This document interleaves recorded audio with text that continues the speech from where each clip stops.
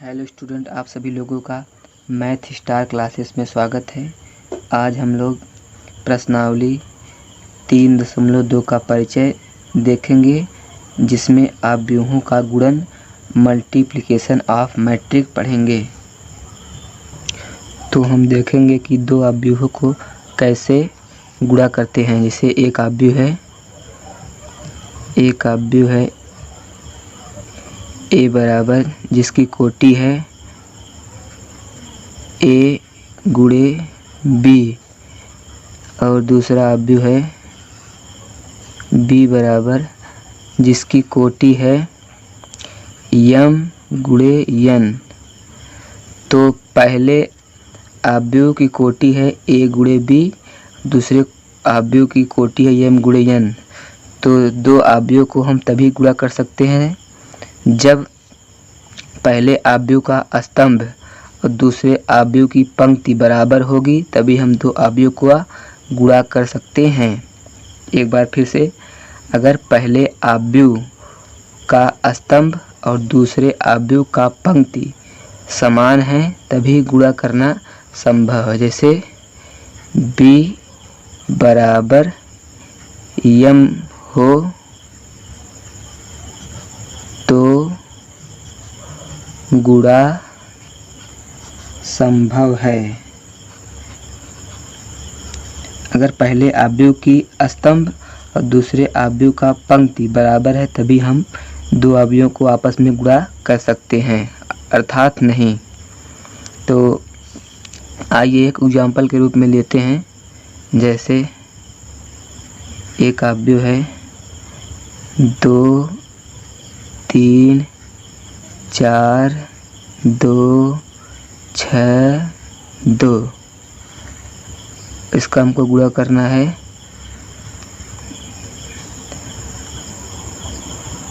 3 2 6 3 3 4, इसमें हमको गुणा करना है।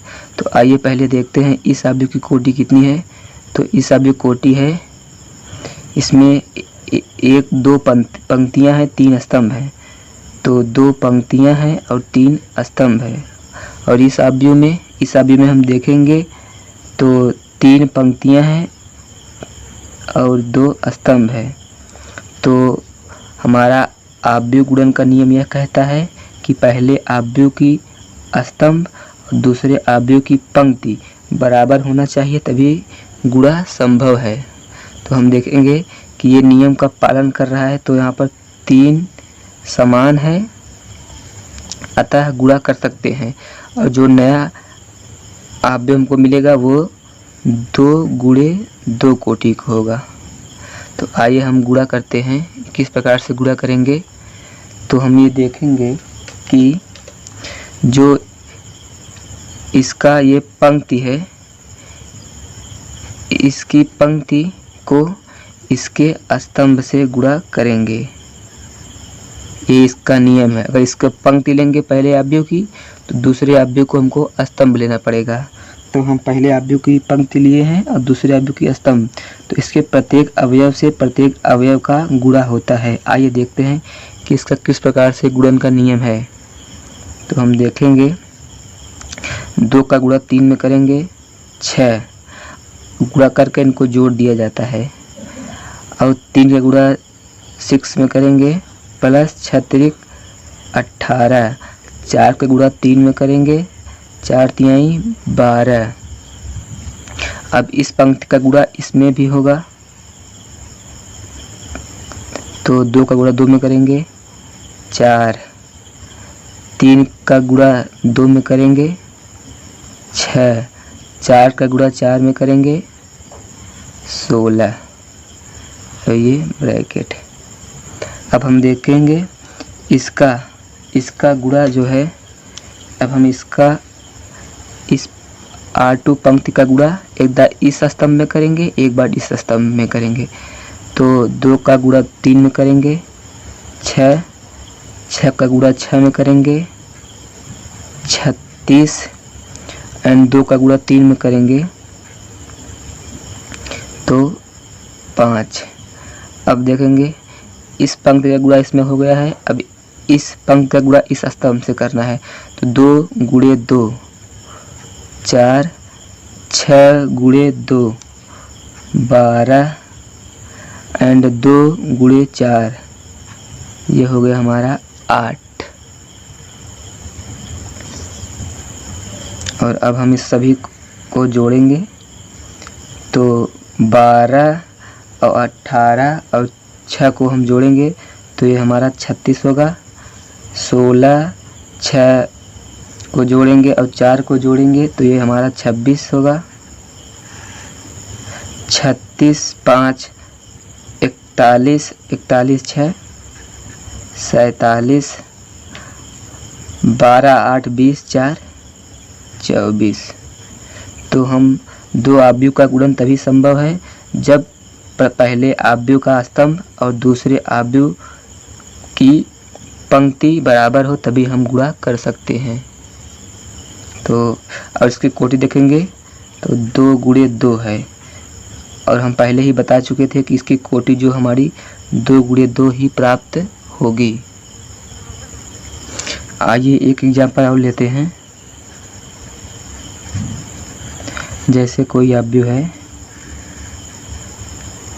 2 0 3 1 और ये 2 गुणे 2 का है एंड कोई और दूसरा आव्यूह है 1 2 ये 2 गुणे 1 कोटि का है। तो हम इसमें देखेंगे कि ये 2 एंड ये 2 ये स्तंभ और ये पंक्ति समान है, अतः इसका गुणन संभव है। तो हम इसका गुणा करेंगे तो हम देखेंगे गुणा करेंगे तो ये लेंगे हम पंक्ति एंड इसमें गुणा कर देंगे। तो ये पंक्ति लेकर इसके स्तंभ में गुणा करना है तो 2 का गुणा 1 में करेंगे 2 और 0 का गुणा 2 में करेंगे तो प्लस में 0। अब इसमें ये हो गया है। अब आइए इसका देखते हैं क्या होगा। 3 का गुणा 1 में करेंगे तो 3 होगा और 1 का गुणा अगर हम 2 में करेंगे तो 2 होगा, अतः बराबर से 2/5। तो जो हमें आव्यूह है 2 गुणे 1 का प्राप्त है। यही इसका आंसर है। आइए अब उदाहरण 12 है एनसीईआरटी का। उदाहरण 12 है हमारे एनसीईआरटी में उदाहरण 12 दिया गया है। उदाहरण 12 है यदि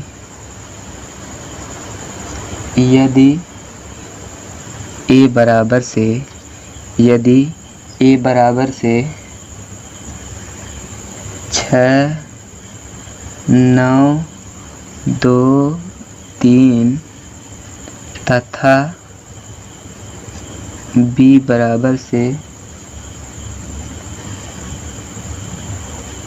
2 6 0 7 9 8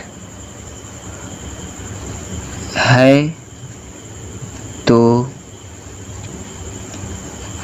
a b ज्ञात कीजिए। a बराबर इतना दिया गया है एंड b बराबर इतना। अब हमें a और b का गुणा पूछा गया है। तो आइए हम इसका हल देखते हैं। तो गुणा का नियम यह कहता है कि a इंटू b बराबर 6 2 9 3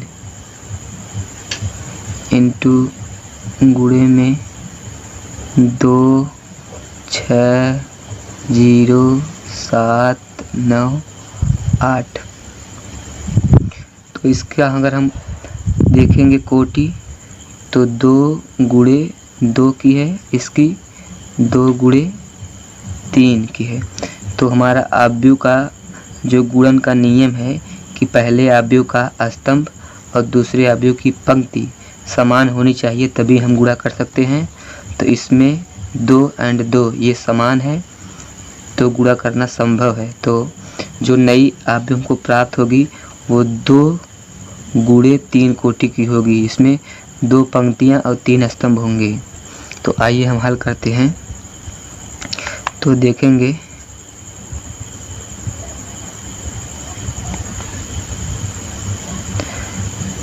इसकी पंक्ति लेंगे ये, और इसका स्तंभ एक बार ये लेंगे, एक बार ये, एक बार ये। तो पहले हम आइए ये लेते हैं। तो 6 का गुणा अगर 2 में करेंगे तो 12, 6 का गुणा 2 में करेंगे तो 12 हो जाएगा, प्लस 9 का गुणा 7 में करेंगे, 9 × 7 = 63 हो जाएगा। अब इसका एक बार इसमें गुणा होगा तो देखेंगे 6 × 6 = 36 प्लस 9 × 9 = 81।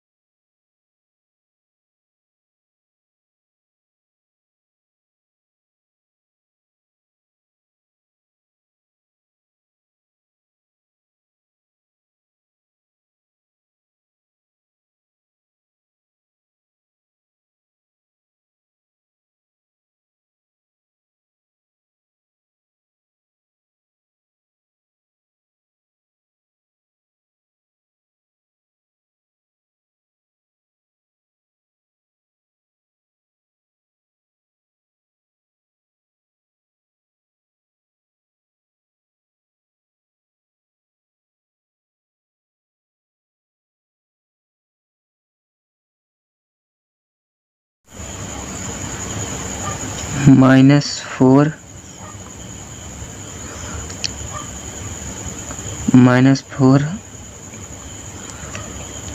2 5।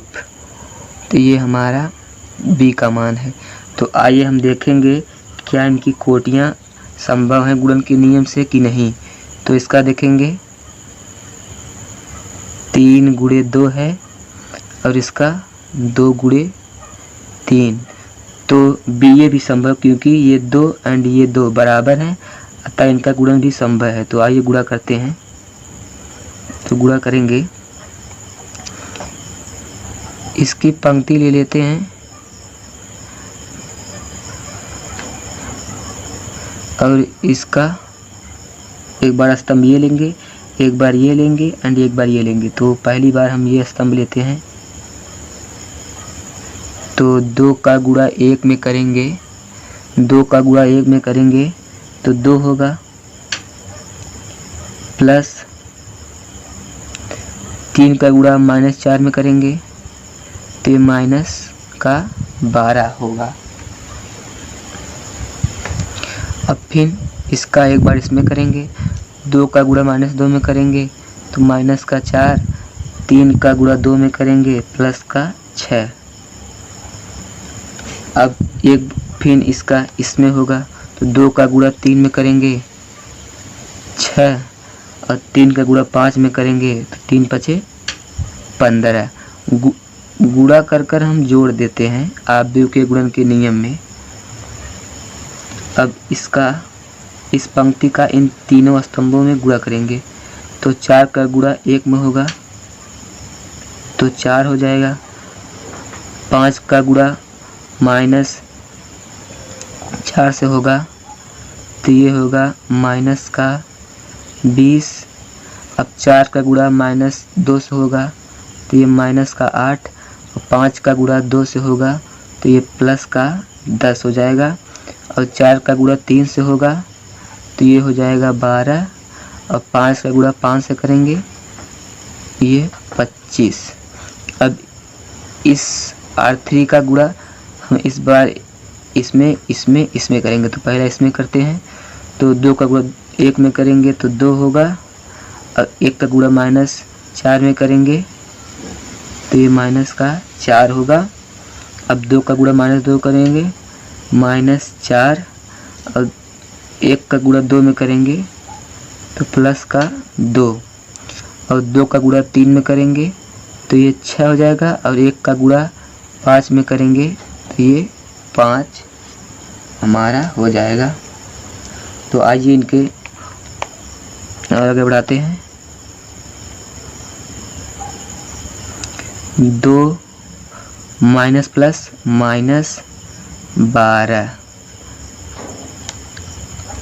-4 + 6 6 + 15 4 ± -20 -8 + 10 12 10 25 2 -4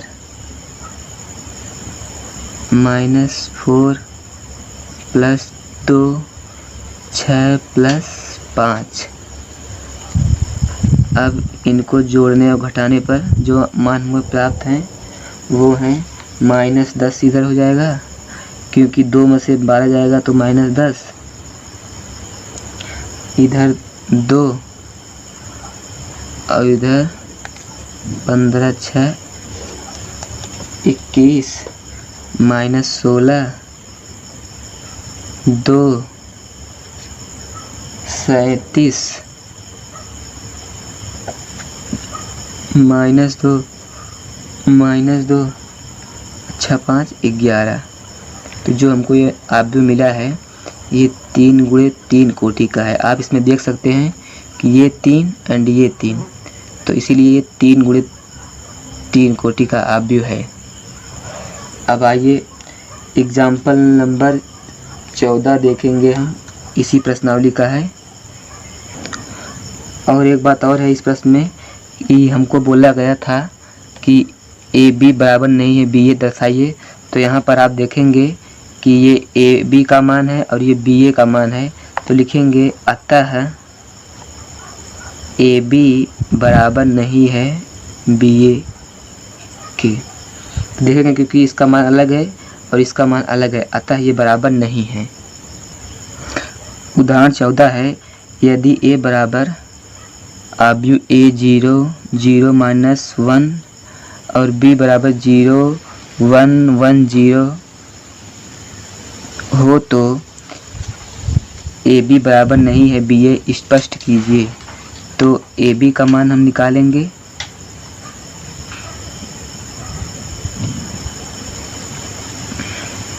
पहले लिखेंगे ए बी का मान हम निकाल लेते हैं,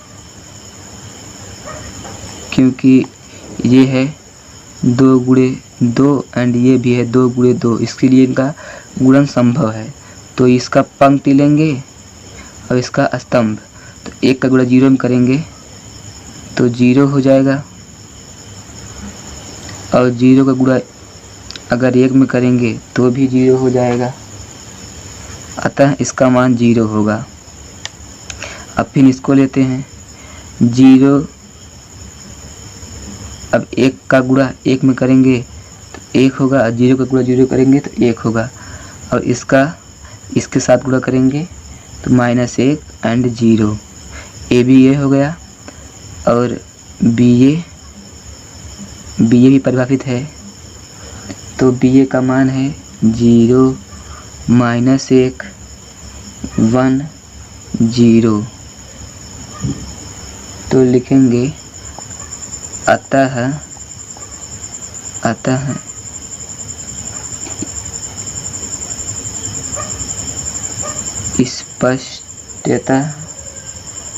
स्पष्टता ए बी बराबर नहीं है बी ए के। अतः स्पष्ट है कि ए बी बराबर नहीं है बी ए।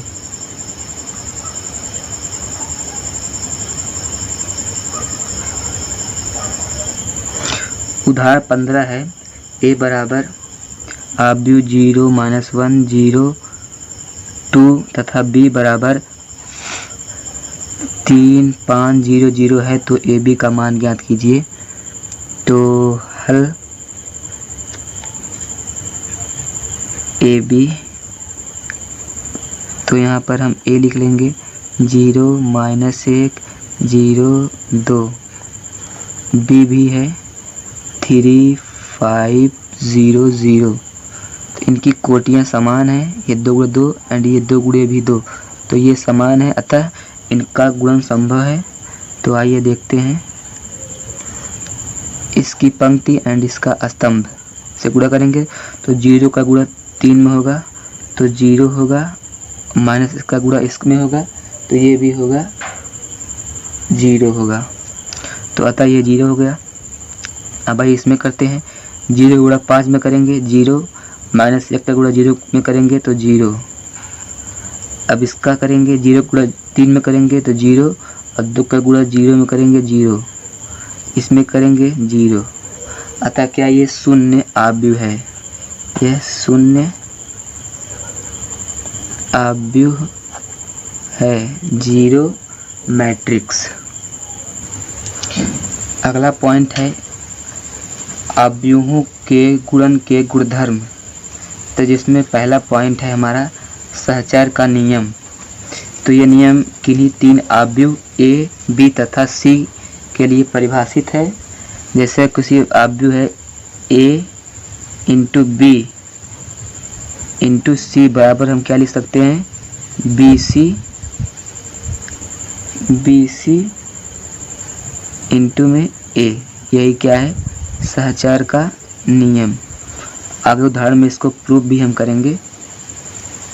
अगर कोई आव्यूह ए बी है इंटू सी है तो इसको बी सी इंटू में ए लिखेंगे। और उसमें दूसरा है वितरण का नियम। दूसरा क्या है, वितरण का नियम। वितरण का नियम है तीसरा। ये भी किन्हीं 3 आव्यूहों के लिए है। जैसे ए है अगर कोई अवयव b प्लस सी है इंटू में a है तो क्या लिख सकते हैं, ए बी प्लस ए सी। इसका b पार्ट है, अगर a प्लस बी है इंटू में c है तो लिख सकते हैं इसको ए सी प्लस सी बी। यही हमारा वितरण का नियम था। अब आइए उदाहरण नंबर 16 देखते हैं। उदाहरण 16 है, a बराबर अवयव इतना एंड b बराबर अवयव है ये तथा c बराबर ये। तो a कोष्टक में बी सी तथा ए बी इंटू सी ज्ञात कीजिए और दिखलाइए। ए बी इंटू सी बराबर a कोष्टक में बी सी। तो ये सहचर का नियम है। क्या इसके बराबर ये हम लिख सकते हैं, इसी को हमको दर्शाना है। क्या ए बी इंटू सी के बराबर हम a कोष्टक में बी सी लिख सकते हैं, इसी को हमको दर्शाना है। तो आइए हल करेंगे। तो पहले हम निकालेंगे a इंटू बी का मान। तो आइए हल करते हैं। हल लिखेंगे,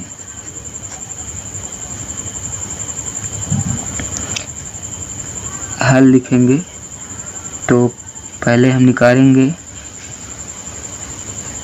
ए बी का मान।